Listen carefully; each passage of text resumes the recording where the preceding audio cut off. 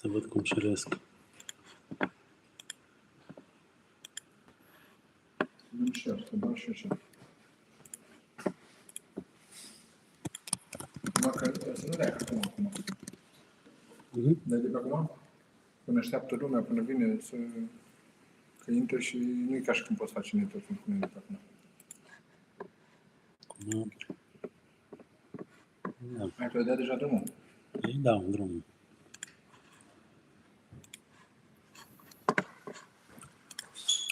Primul nostru meetup. Asta o să rămână în istorie când o să ne uităm înapoi și zicem, bă, Daniel, mai ții minte cu sărățele? Primul nostru meetup. De aici, buf, 2000 de oameni în comunitate. Cel puțin. Să pun așa să vadă. Wow. Valentin la pătrat. Acum știi, când știi că nu te vede nimeni. Păi, nu știi, stai să vedem.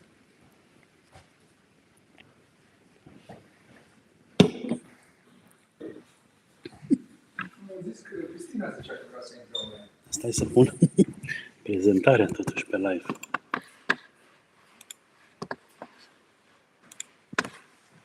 Așa.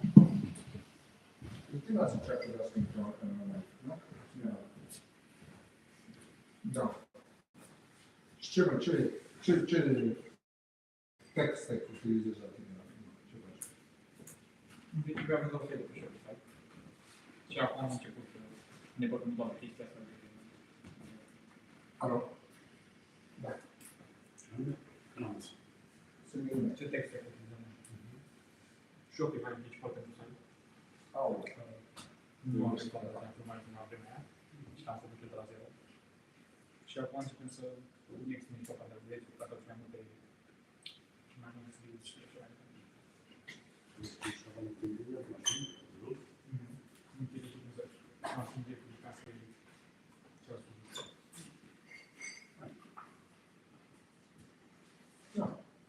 Da, vă stat acum, că e vorba de vor. La mine în plină bază de date de PTC.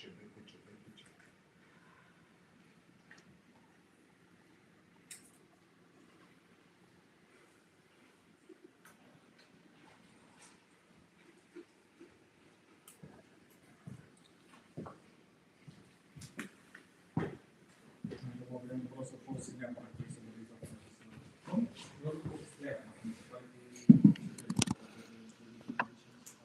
Partenerul nostru este, wow, este cineva live. Este cineva live. Cine e live?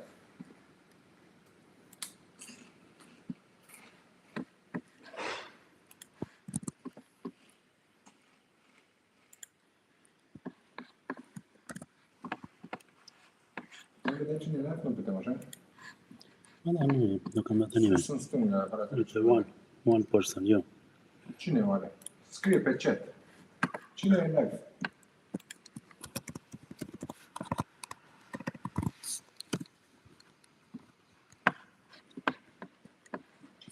Să-mi dau like singur.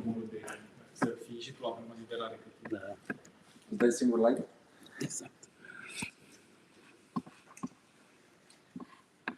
Ok, Alex, e din mașină. Nu, eu sunt. Nu.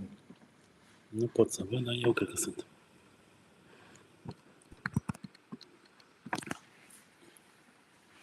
Mai așteptăm. Hai să așteptăm și să sperăm că vine măcar o persoană. Mai vine celălalt speaker, facem un meetup în 4. Păi nu știu că mai bine?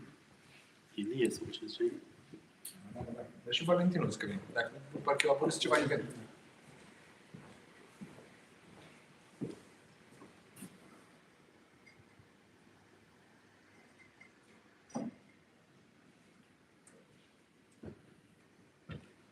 Cum mai merge cu business-ul, cu Gitana?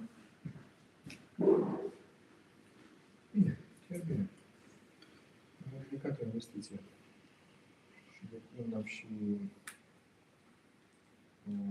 a fost chiar ieri la zilele astea la ziarul financiar, mi-au dat la ziarul financiar, am dat în... Da. Și am încet. În negru.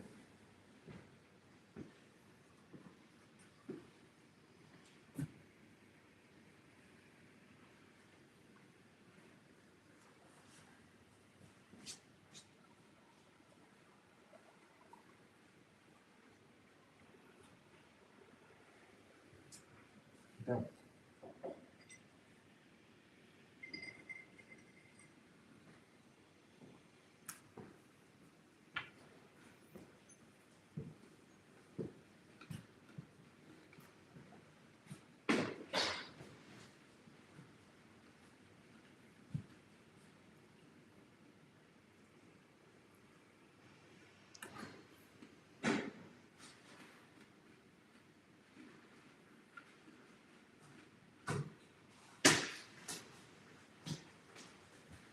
Dar pentru un speaker și alții sunt bine. Trebuie să fie cu nici militaritate.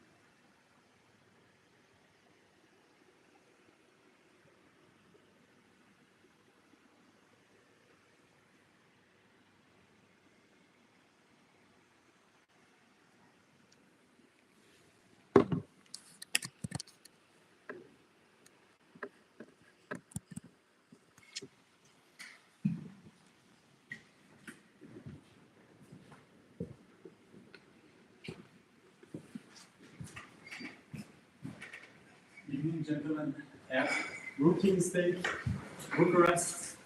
The pleasure of Bucharest. No worries.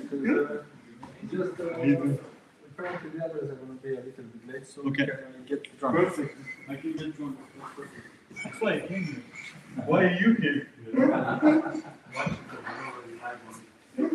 Yeah, Everybody was watching the beer like. yeah, Oh, we're live? Oh, perfect. Now everybody knows my honest opinion about the reason why I'm here. Can people see this? yes. Awesome. I don't know how we're gonna Nobody's there. They see the screen. but we'll put it in line afterwards. Because like, I can cut Okay. put the recording. I actually ate in the cab. Big mistake. Big mistake. Because right after I started eating my banana with my little biscuits, the guy just looked. And then I saw his video about the food. I was like, sideways. How was your Long day. Very long day. not finished yet? The days are getting longer, the work shorter in terms of break or food or. Oh, you have breaks during the week today? Oh, wow. You eat it? It's something I get used to, but then I became an entrepreneur. I love food. I don't know. Junior is not in town, right? No, it's in March. You're finding out, yeah, it's supposed to next meetup. Nobody's going to come to the meetup.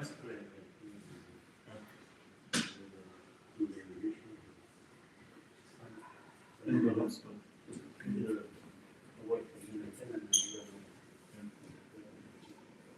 I also check the email validation sometimes for art still false positives. I am. In one of the lists, job changes. The first to contact is me and another guy. We are the only RevOps in Romania. Nobody, right? The first two? Yeah, no way. Crazy how effective is this. Din păcate, nu am reușit să ajungem astăzi, pare că am finit în There's actually a guy who connected with me Yeah. before the. Look, this guy wrote to I us. mean, I saw this morning he sent me an invite. I'm like, Clay expert. Yeah, Or I'm like, Clay. I'm super happy. Look at his engagement and everything. Right. Yeah. And Clay expert. When we move to Germany, trust me. Make sure he put his latest post. Yeah. You know the latest video was Wait, 500. The president of the process. Anyway, Clay Well, expert. and look, he's Clay expert, so I'm like, well, for me, having Clay experts in my network is worthless, but it's nice to know that people. No, man. And then, no, man, honestly, you know, like, I prefer to connect with head of sales, VP of sales, you know. And then I saw Bucharest, Romania. I'm like, no, there's another one. No, we can make babies together. We can grow some more and have a little farm. Place to play with. Bon, I don't know. Franchement, in all sincerity, I didn't expect it. C'est un peu bien tonight. Mais bon. Do I work tonight? I should work tonight. So I'm gonna have one. Is it a test? It's like if I can get one, I survive. They won't be judged. They will just. As many as you can carry. I love this. I love this country. Well, now the problem is, yeah, I'm here, but I don't have a. Yeah, I do have a ring. That's a good point. Maybe I care about this ring. That's the problem. I have the opener. Right? You have one? I thought maybe we have an expert. Order. You had you were a teenager once. It's like $7. $7? Yeah. It's worth it. Thank you so much.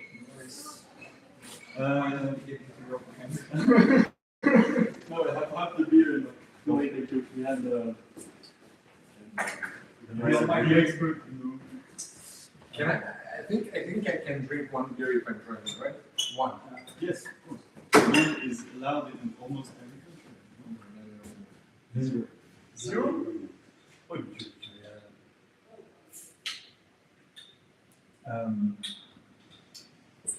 next time I will use the co-marketing of cheers. Thank you for Yes, putting this up. Huh? I can read now because I read like this. No. In fact, we don't know. That's the how is this? I haven't drank beer since. Non, c'est vrai. Moi, je suis avec whisky et vin. Putain, il est super bon. bien le vin. Ouais. Moi aussi. J'aime bien, but it's Wine. red one. Red wine. Tannin, and I have like a bit red here. I really look like a drunk. So it's annoying. The same thing. Yeah, I get it. Everybody, because they put more and more, and also there's like pesticides. I need to come so I can say because my father-in-law works for a wine shop. Yeah, so I have fridges of beer.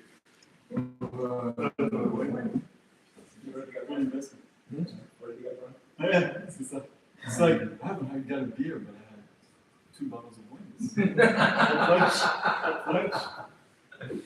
Well, Daniel, at least we can say we had people over Meetup. He's here. Exactly. We By the way, I don't want to show off, but thanks to me. It's not because of you. So we need to get in front and take a picture of us all three as we speak. And then we can post online. Thank you for listening, everyone. Thank you for great question. Great question. You know, I'm going to target the attendees more. You know, one thing I did when I started, I still do actually when I start a new idea. I take webinars on LinkedIn, events on LinkedIn, about this topic, like AI agent, for instance. And then maybe it's time to cut the camera, but everybody knows about it. Basically, you can get the attendees, and then you send them a message, and you say, hey, sorry, we both attended. I didn't show up. People everything. So, bro, I have, like every time I did it, I had like 65% substitution. Because people feel bad, not feel bad, but maybe feel good about themselves because you give them, you know, oh, we're the same people. There you go. Yeah. So, what is this place? Do you know more about it? Because it's the first time. This is called Entrepreneurship Academy. Hello. How is this? So in YouTube that you were making. It's called Entrepreneurship Academy, and literally it's a university but focused on entrepreneurship. Okay. So it's a private university. Yeah. Nothing related to public stage or government. And I'm an expert teacher. D'accord. Yeah. Maybe I Been know. They have like 100 experts, I think, overall. Not everybody's actually in the same time, but Yeah. go ahead. What is it? Yeah. Thank you.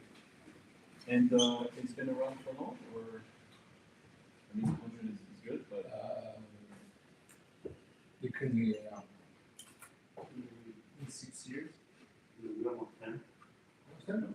And it's an educational concept that comes from Finland. oh, yeah. It's not, It has to be good. it's good. It has to be. It's, it works under the principle of self-organized value driving. So, experts are not teachers, Okay. they're just managers, if you know. Yeah. And the program here is also like the sister program of the program in Amsterdam. Okay. You lived in Amsterdam? Say what? How did you like it? I like it. We really have to cut the mic. My wife is Amsterdam, telling me that you really have to live there. We should start. Huh? We should start. Let's wait for a couple minutes. So, what do you do? Welcome. Thank you. Thank you. for being here. Thank you for waiting for me. Absolutely. I have a few companies, and some of them are pre-revenue, some of them are in real estate, in AI, in blockchain. Just a few. I cannot handle two. You have a few. The companies are just legal entities. Lead operators. If you know. I have 15, but I just wanted to open the legal entity, and then like that's it. And then I can say I'm an entrepreneur. Actually, I like to say serial entrepreneur. Because it impresses people. Basically, a number of companies. I'm about to own the United. I'm also serial. And I'm also a serial because I had a company 10 years back that I closed. So I also had an exit. Oh, that's good. That's really good. You know what? I love when people put it's on their headline, on the LinkedIn headline, you know? Like they 10 exit. Good. You want the details now. You're like, keep on. Across 10 companies. Yes, it's up. Always the same. And are you, do you live in Bucharest? And you've been here for long? Well, yeah. Yes? That's amazing. How do you like it? I'm new here, so that's why I'm Where are you coming from? France. Well, you're not going to see the things that you see. For For the architecture or for the? For the architecture, maybe yes, in Bucharest, but some castles. But I mean, like all these riots and stuff. Like they do riots, but they're very organized. So they have like this square where they do the riots, and they stay within the square, so they don't block the traffic. So it's so nice. 0% French. 0%. Yeah, that's what I mean. Can't say the same for the last one. Last weekend. But you know what? I heard it. I heard it because we are on Italian Tone. Yeah, And I heard a lot of noise outside. And you know, you hear this? I think it's a riot. Like, come on. Honey, it's okay. We're out of France now. You can relax. It's gonna be okay. Nobody's gonna burn your car. And then she sent me the news from Meetup. yeah, it was a lot of people. And they were saying today there's a riot for sport. We're not going to talk about politics now. And it's also not terrorism and nothing like that. There's no street crime. And, monthly prostitutes in every corner. Everybody tells me it's very safe. Unimpressive. Unimpressive. There's nothing to do. We get bored very easily. No, you can walk the old town, you know. And there is always nightlife there. Yeah. I think it's your style.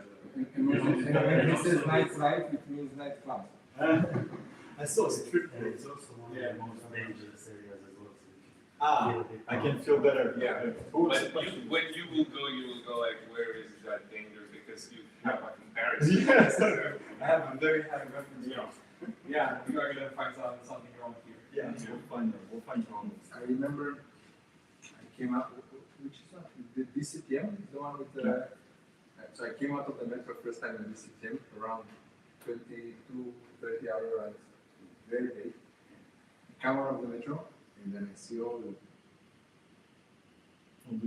guys, Yeah. black Like people, this. black people, right? And then all the shops with for hair salon and everything. Hello. Hair salons. How are you? We've been waiting for you. Yeah. Now we can start. Very good. Now the number of guests, equally the number of speakers. You're driving it. Okay. It's good if there's more alcohol. Actually, You know, maybe it has something to do with the fact that in meetups it wasn't allowing to add.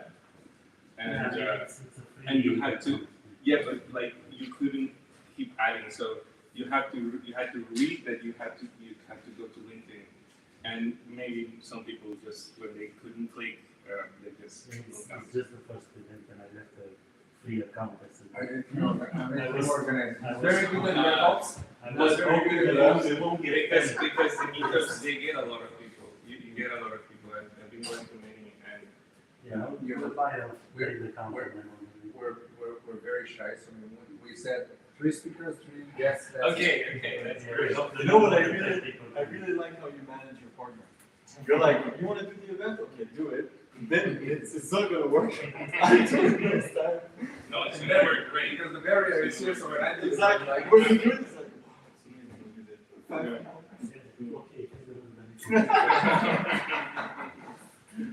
I offered, But he organized it, gave me the idea, and he said, then you do the banner, then you do the banner, then you do the banner, What?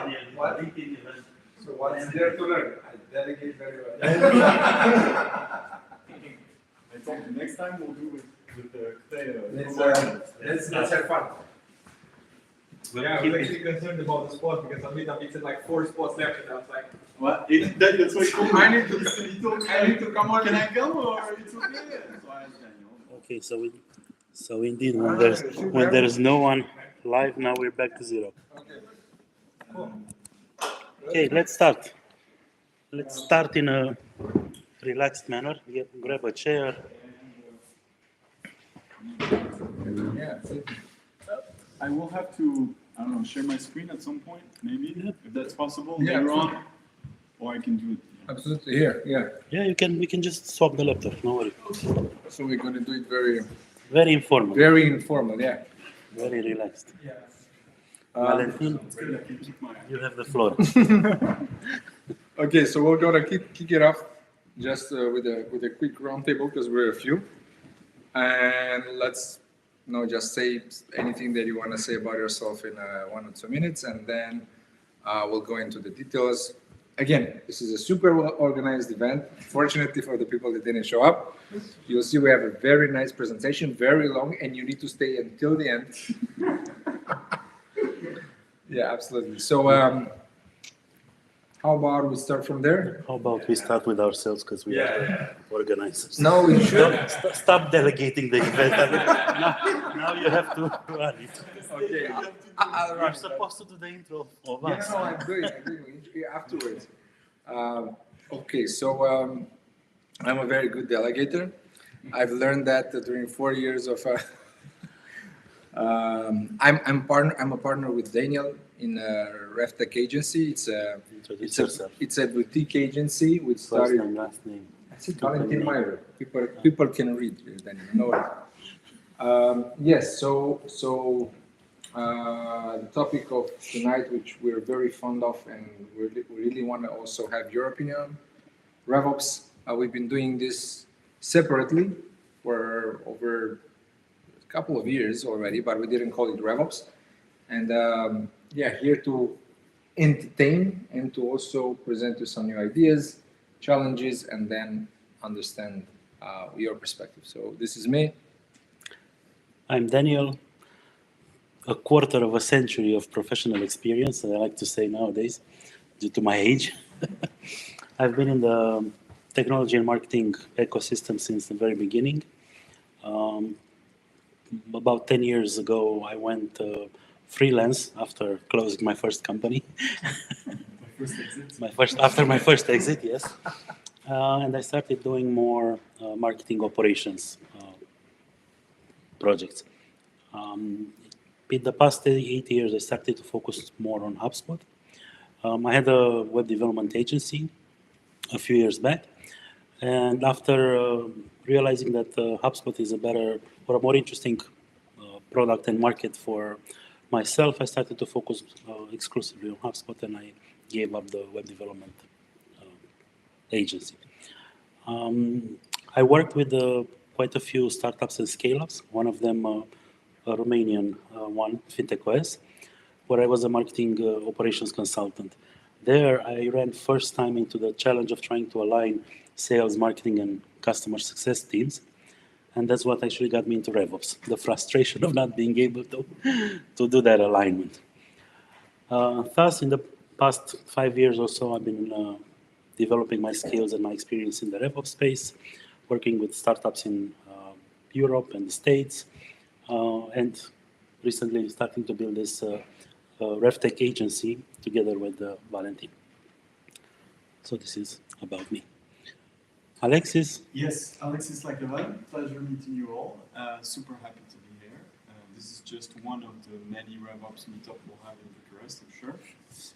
I'm new to Bucharest. I'm not from here. Thank you.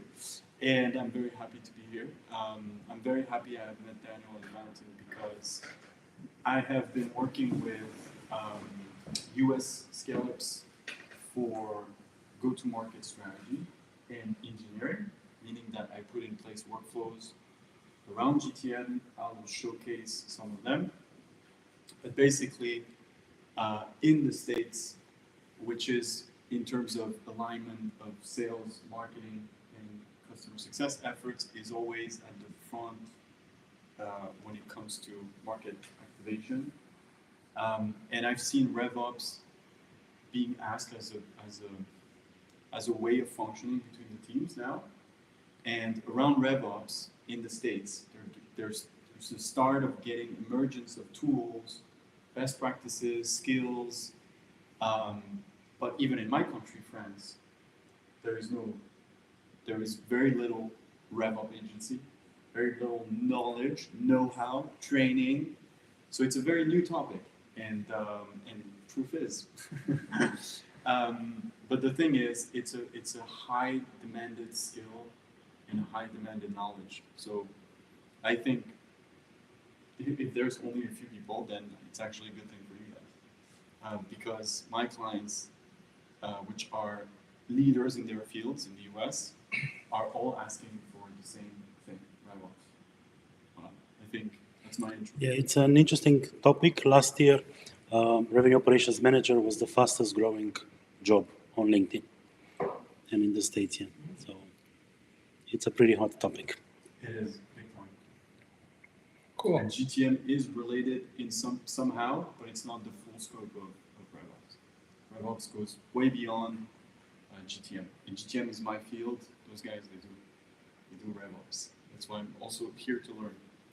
Super happy to be here. Thank you. So I'm here as a student of the experts. I'm very excited for the privilege to be in this small setting with such highly experienced people with this concept that I didn't know that there was such a thing as RevOps or GTM. I'm looking forward to learning everything I can from this hours with you guys. And if there's one thing that I learned from very early in my professional life is to take every opportunity to squeeze all of what expertise I can from people that are willing to share. So very privileged to be here. Thank you. All right, I'm Cyprian, and I've been starting business since I was 18. Now I'm 19, but basically I'm an international broker for anything luxury, from cars, jets, mansions, watches, you name it, collector cars, all of this. And I'm probably the furthest away from anything techy or revenue operations in general, although we need it. I can already see how this is going to be a very interesting event. And this is why I even got my iPad, because I really want to take notes on this. So looking forward to learning something from the three of you. Well, 4 of you, because you'll see what he does. Awesome. Great to meet you guys. I'm Andrei. I'm 24 years old. As you, I started the tech in 2019 when I was 18 years old. I have a bachelor in AI. I founded a web company as you in 2019. Now it's working, but my partner is taking care about the operational part. And during these years, I started multiple SaaS products. I also exited one product in 2023. And basically now I'm taking care about the AI and automation instantly. And yeah, kind of RevOps from a point of view, because we are using automation and AI for the sales and marketing departments to, for trial signups and whatever, all these things, but also for product related AI and automation, for example, now Copilot in the app and all these things. So yeah, that's my background. And if Instantly just passed by, Instantly is one of the fastest growing startups. Yeah. So you are like the founder of Instantly? No, I'm not the founder. I'm not the AI and automation. Okay, no, because I heard about Instantly. Yeah, I know about it. Yeah, it's a bootstrap company, and they are making Bootstrapping startups is the new cool. It's a new cool, yeah. Cool. Cool. Let's start. I'm going to go through a few slides. I'm going to explain you a bit the concept of revenue operations and revenue architecture, what we do. I'm also going to show you some examples where AI can help with revenue operations, just things that are very basic and that are, let's say, pretty new. And after that, Alexis will talk about how to scale growth with the help of Clay and automation. And then we'll just open up the discussion the floor for discussion, and we'll just share experience. You can ask questions, and I hope this is going to be a really informal event. If you have any questions during the presentation, just ask. No, just ask, interrupt me.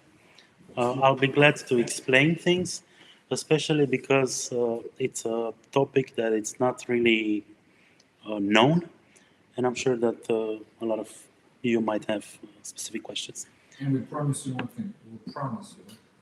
We'll take a picture at the end, and then the moment when we reach 2,000 members in the community, we have the big event. We'll say, "This is where it all started from." Yes. It's I was zero. there. This is the garage where it all started. Cool. So we went through the introductions, you know who we are. Um, just a quick overview here. I'll let you read over it for 1 minute. But if you have any questions about any of the topics that are in our backgrounds, just feel free to ask about them after the presentation. So I have a question around that Yeah. slide. You said a quarter of life work experience. I see here 20 plus. I think it's more 25 plus. Yeah, yeah. Would you like to be honest with the crowd and say that there's a typo in the text? Okay, we can move on. 20, 25 is the same with 20 plus. True. Don't be picky. Cool. So revenue operations as a field of, let's say, as a professional topic is not something new. I mean, companies since more than 50 years ago have tried to identify their growth model. They have tried to improve their operations, to maybe introduce automation, to scale in a more efficient way. And as you probably know, most companies in the past and even now still suffer from the issue of siloed teams. Teams that don't work together, teams that should actually share data or work with common data.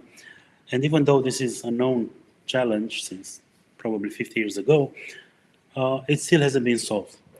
And one of the reasons why revenue operations as a buzzword, if you want, came around is exactly because it tries to solve this once and for all. Of course, it won't, but it's a nice and fresh attempt to do that. Now, revenue operations at high level means aligning the go-to-market business function within a company. That means marketing, sales, and customer success. Alexis said earlier that RevOps is not GTM, but actually RevOps is GTM, because RevOps covers the entire GTM business function from basically the entire customer journey, if you want, from the awareness stages all the way to customer success and scaling a company based on existing clients or based on acquiring new clients. If you search for revenue operations, there's tons of definitions out there, but there is this company called Winning by Design that has done a really good job into researching and using science to build what they called a few years back the revenue operations, the ROM, recurring revenue operating model, which is a framework, a revenue operations framework that mainly targets or aims to help SaaS type of companies to grow and to find their growth model and to scale and grow and scale in a more sustainable manner. This framework, they renamed it in the past couple of years to be the revenue architecture framework, includes 6 models that we're going to go through them shortly, you will see that they cover basically the entire idea of what a startup or a scale-up is. And we're going to talk about the revenue model, or how companies do business, the data model, but we will cover this. We won't go through this in the same order that you see it on the screen, but we will talk about the data model. And actually, we will focus on the data model because from our experience, this is like the core challenge that companies have. We will talk shortly about the mathematical model, which is common sense if you think about it, but it still remains like a mathematical dilemma for most companies. We won't go into the operating model because that means going into the actual ways of companies doing GTM. We will shortly talk about the growth model and the GTM models. But in essence, what this framework tries to do is to help companies build a predictable revenue engine, which means that in order to be able to track revenue, you first have to measure it. Once you are able to measure revenue, where it's coming from, how it's progressing through the customer journey, then you can start to look at the process itself and try to find optimization opportunities. So the business model, again, as I mentioned, it covers mainly hardware and software. It's pretty straightforward. I mean, on one side of the spectrum, you have hardware companies that just sell products. And this revenue architecture framework, even though it has been built for SaaS companies, it actually applies to most businesses because most businesses have one form or another of recurring revenue. Yeah, think about a food delivery company. You want a customer to come back and order again from you. Think about an e-commerce company. You want repeated customers. Yeah, even though the volumes of new customers versus repeated customers can differ in terms of SaaS companies or more traditional companies, every form of business has a form of recurring revenue. So on the one side, you have the product-based companies selling hardware or just products, and on the other side of the spectrum, you have the usage-based companies. Basically, the ones that, based on what you use, you actually pay. Yeah, and there's a big difference in how money or cash moves around. Yeah, in hardware or product companies, the cash flow is instant. At the moment that somebody buys a product, they already pay for it. Yeah, so the company is already registering that cash flow, that inflow of cash. As you move further down the process, on the other side of the spectrum, usage-based companies actually allow you to first use and then pay for that usage. Yeah, so it's a post-service consumption type of payment. It's not, I mean, I don't want to go into the details, but it's just to understand that regardless of where you are on this business model spectrum, recurring revenue or the revenue architecture is something that is relevant for you. Now, if we look, or let's say go further down into the startup and scale-up growth model, again, this is a picture that most probably you guys are familiar with, but yeah. Question, can we receive this presentation after the meeting? Yeah. That's fine. That's fine. Instantly we'll pay them. Just got my bonus. It's worth it. So the startup's growth model looks something like this. You usually have the initial stages of the growth, which pretty much nothing happens. You're trying to get to build a prototype, build an MVP, try to figure out if you have product market fit, and then you start to get the first customers. In the moment that you get the first customers, you're moving towards proving, let's say, your go-to-market fit. Yeah, that means that you have a product because you have paying customers. There is a fit of that product with the market, but now you're trying to grow and sell that product to more customers. So you need to understand who your ideal customers are, how to go to market in an efficient way, because again, you're a startup usually at the early stages and you don't really have the budget to invest $1 million in paid ads or social media in order to acquire customers to accelerate your growth.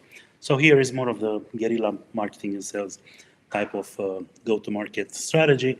Oftentimes in sales, here we're talking about founder-led sales. Yeah, the founder of the company is trying to sell the product to customers. When he manages to generate sufficient revenue to be able to hire, then when he or she will start delegating and move into a more structured type of organization. Once you get that initial structure, you're looking to scale. Yeah, you have maybe a seed investment, maybe a Series A investment. Investors are now asking you to grow because they want to multiply their investments.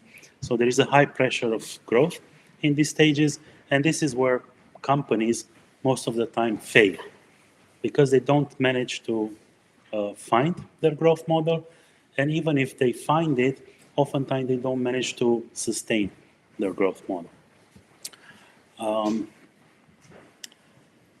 Some people say that when you start to scale up, this is where you actually need or start to need revenue operations. In my opinion, because revenue operation with a few skills and a few, let's say, templates is easy to implement or to adopt within a company, I would recommend to startups to consider it from their very early stages. And I'll give you an example. One of the startups in Valentin's portfolio, they just raised seed money, and their investor started to ask them for data, pipeline information, revenue forecasting, transparency in the pipeline, and they came to us for help and said, look, our investors gave us some HubSpot exports to show as templates for how we should report data to them. Can we do this in our HubSpot? And I said to them, unfortunately, no. If you would have started with revenue operations 1 year ago, now in your seed funding round, when your investors are starting to ask for information about how your GTM strategy is going to unfold, you could have had this information. Yeah, so as early as it makes sense, or as you can start with building a revenue operations engine for your startup, I highly recommend you to take it into consideration. Except if you don't want your investors to know that your numbers are full of shit. Yeah. Right?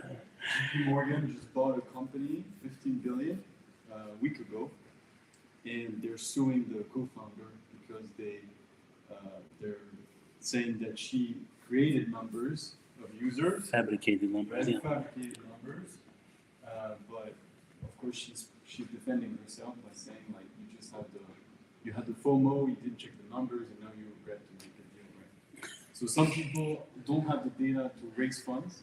Some people, after they raise funds, are asked to build the full TAM, for instance, to address to give an idea of the total addressable market, or SAM or SOM, and their investors are like, fuck with me, you raised for that many on that particular TAM, and now that you actually scrape it or you actually build it, I realize that your numbers are far from what you promised, right? So, and I think there's a lot of delusion around like raising funds without having a proper assessment of your numbers. Could be pipeline, which is RevOps way of addressing the data, which is looking at the full pipeline, but also even just what's the market, right? Which is usually the number one raising funds is you have a big TAM, or you have a medium TAM with a high average deal size, right? Which pretty much makes sense. For the opportunity, the potential. Yeah.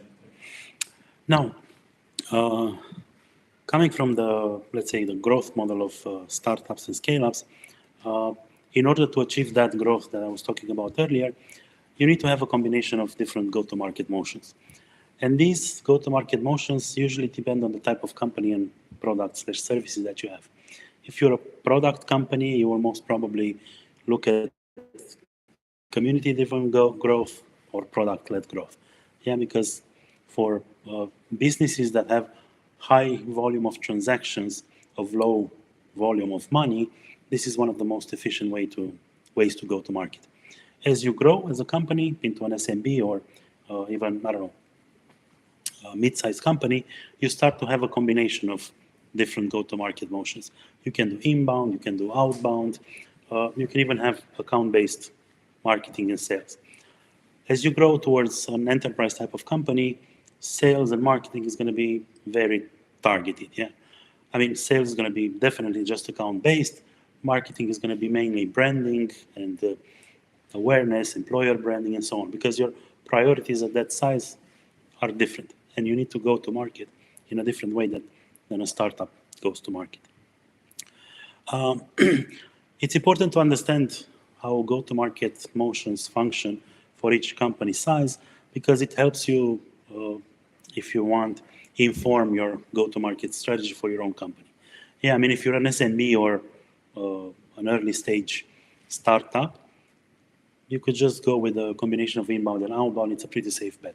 Yeah, do some marketing, do some social media, but make sure that you also have a sales, an outreach and outbound type of activity, because just marketing takes time to ramp up.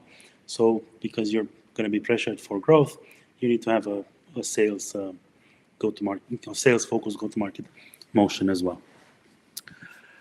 Now, the biggest challenge that companies have in general is that they would like to measure everything, and they would like to build revenue forecasting reports and, I don't know, showcase their numbers and understand what they need to do in what kind of volume and where, and in terms of go-to-market motions, marketing, sales, and so on, in order to accelerate that growth that we talked about earlier.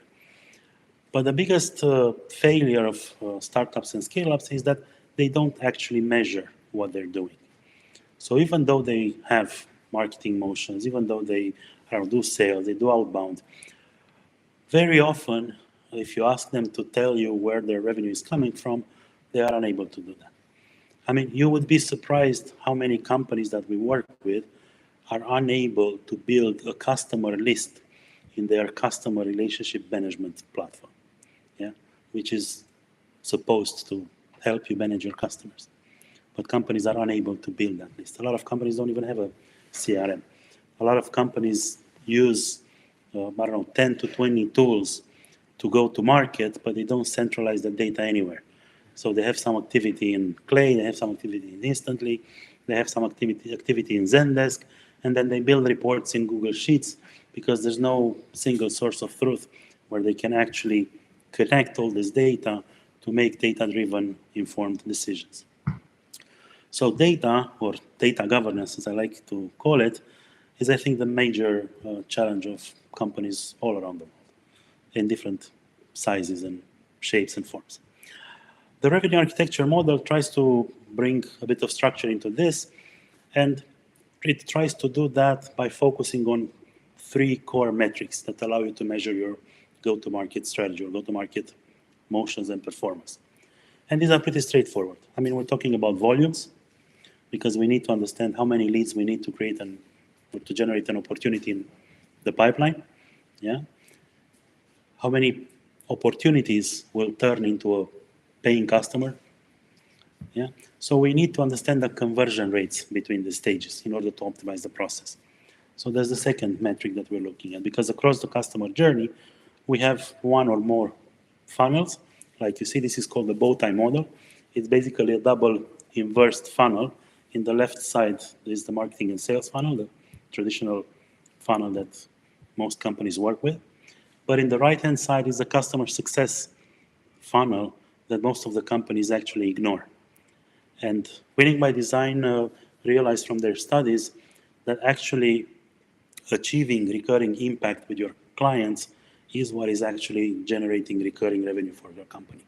Yeah, it's not pushing to grow and try to achieve or to acquire as many new clients as possible, but actually making sure that your existing clients have success or are successful, and that you upsell and cross-sell to them, because that's the most effective way of generating revenue. And again, there are studies that have been around for more than 50 years that have shown that it's more expensive to acquire a new customer than to grow an existing one. And another metric that is highly important in measuring the customer journey is the time. Yeah, because the journey, as the name says, it's a time period or covers a time period. And it's important to understand how long it takes for a lead to become an MQL, a marketing qualified lead, or how long it takes for a marketing qualified lead to be qualified by the sales team and become an SQL, or a sales qualified lead, how long it takes for an SQL to become an opportunity, how long it takes for the opportunity to become a paying customer, or how long is your sales process in essence. However, it's also important to understand how long it takes you as a company to get a customer live, if you have an onboarding process, or how long it takes for that customer to actually stay with you and continue paying you, to understand what's your average customer lifetime. Yeah. So highly important to measure these time periods as well. Like to make it this like a very actionable, like you can think of a massive account like Deal.com. Deal.com is a French, Israeli, US company. Now it's a unicorn, and basically they allow you they deal with HR if you want to recruit people abroad and you want to pay them salaries and the payroll and all that shit. Now they have so many products and they're expanding, they're growing like crazy. They're raising like hundreds of millions of dollars. But the thing is, when you look at their CRM, if you go, so think about the volume, the conversion, and the time. You look at their CRM, and in just one region of the world, let's say France, you have 5 different Nespresso accounts. 5 different Nespresso accounts. It means that Nespresso apparently duplicated into 5 different accounts. It's just because in September, one of your rep build a Nespresso friends because he started to have a discussion with one of the lead there. And then Maria, a girl in Finland, met at an event a guy from France who works for Nespresso and built another account. And like this happens. This is real shit. And people don't care about that until they actually care. So first of all, you have a volume problem. Here I just gave an example around deal. They have 5 times Nespresso. Do they have a team of 5 people? No, they don't. They're just one account. It's just one Nespresso friends, right? So first of all, conversion rates. The deals, let's go with the time. The first deal with Nespresso France was created in September. The other one was created in March. The other one was created another year ago. Like, how do you measure conversion when you don't know if it's the same account, if people are talking to the same people, if they send the same deck, if they're selling the same product? So this is not important or interesting when you start your business. When you're just like launching, you don't care about that. But people, especially in the US, pay a lot of money for people to know RevOps because people that know, that truly know, so the CEO, the CFO, the CRO, people that know the money, the funnel, they know that if data is not clean, data is worthless, completely worthless. Like there's no need to have a CRM with 5 Nespresso friends account. Like there's no need. You show that to an investor, he's going to laugh at your face, he's going to take out his money. And that happens to real use cases such as Deal and many others. We're just sharing Deal because it's an impressive one that you don't believe it, until they will run out of money or they will have some financial problems or HR problems. Well, it's an HR company, so I hope they don't have HR problems. But this is a very concrete example of volume metrics problems, conversion problems, and time problems. If you don't clean up your data, then you end up with that kind of situation. And just to add on top of his one last example, imagine you don't have the link between multiple accounts and one company, okay? Contacts and companies. When people are reporting, their reports are messed up. Because they're going to report on segments, right? And everybody's got a distortion point of view on that. Yeah, but this is a classic example of data governance issues. Just think about a very simple report that most CEOs want to see. Which are my top 25 customers?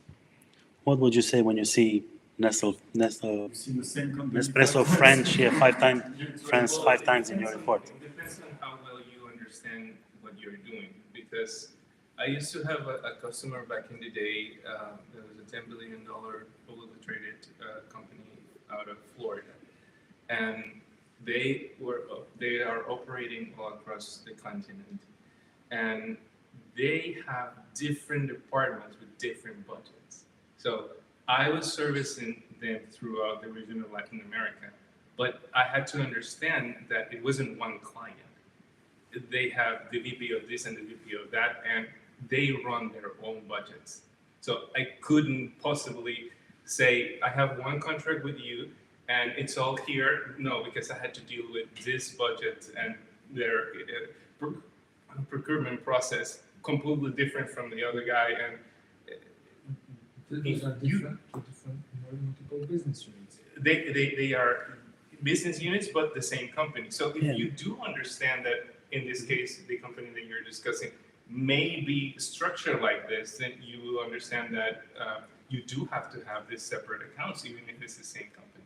Yeah, and it makes sense. I mean, it then highly depends on how you want to look at the revenue. Do you want to look at the revenue at company level or at department level or business unit level?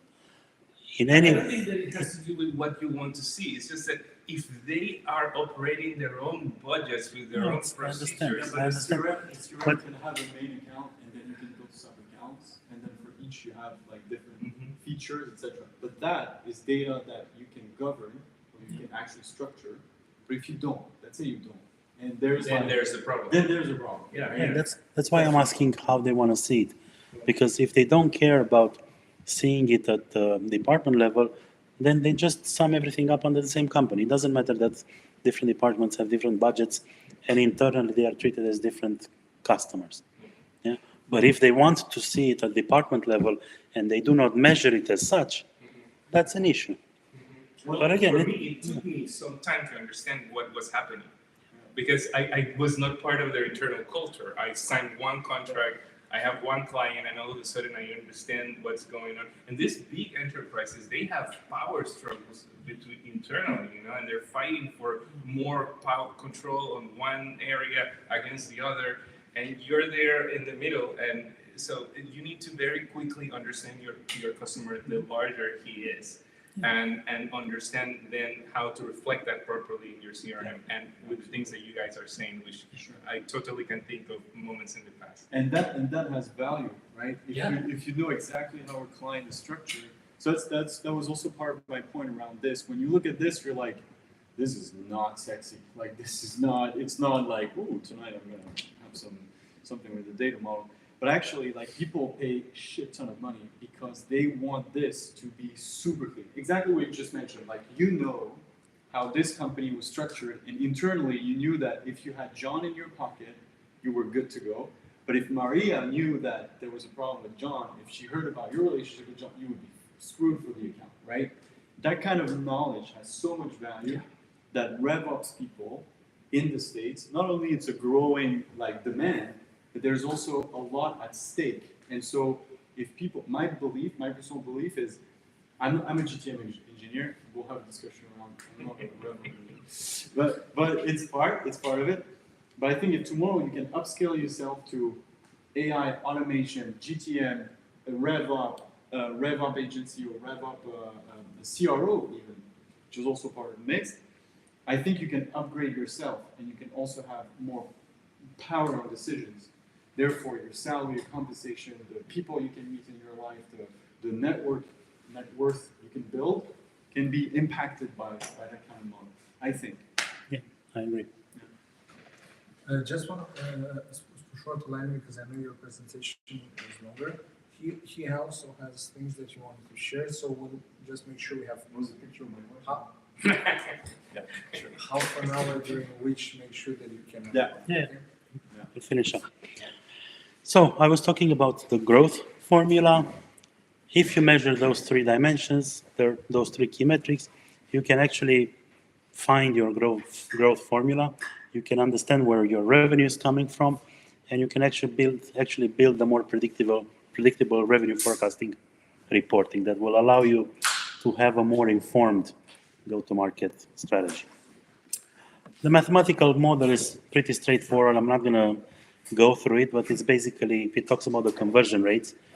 And the only thing that you need to remember here is that an increase in a conversion rate throughout the customer journey has an exponential impact in revenue. It's not a linear impact. So if you can grow the conversion rate between 2 stages out of 10 with 1%, that can actually mean a 10% increase in revenue. Yeah, so high